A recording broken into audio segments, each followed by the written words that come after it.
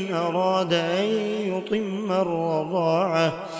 وعلى المولود له رزقهن وكسوتهن بالمعروف لا تكلف نفس إلا وسعها لا تضار والدة بولدها ولا مولود له بولده وعلى الوارث مثل ذلك فإن أرادا فصالا عن تراض منهما وتشاور فلا جناح عليهما وإن أردتم أن تسترضعوا أولادكم فلا جناح عليكم إذا سلمتم ما آتيتم بالمعروف واتقوا الله واعلموا أن الله بما تعملون بصير والذين يتوفون منكم ويذرون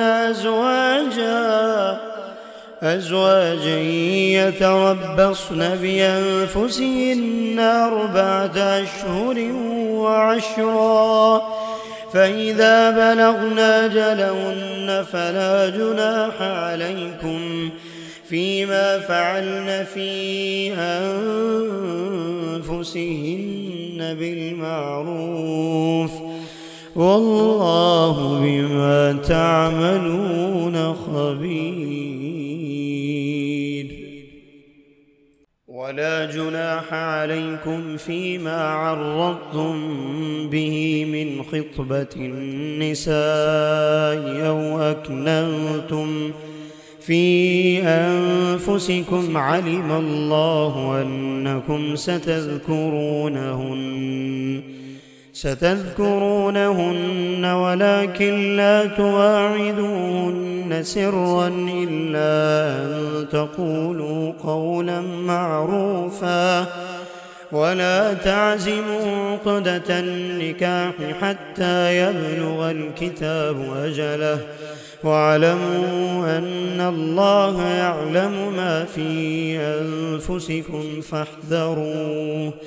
واعلموا أن الله غفور حليم لا جناح عليكم إن طلقتم النساء ما لم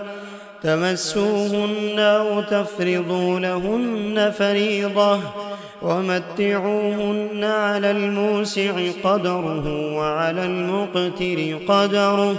متاعا بالمعروف حقا على المحسنين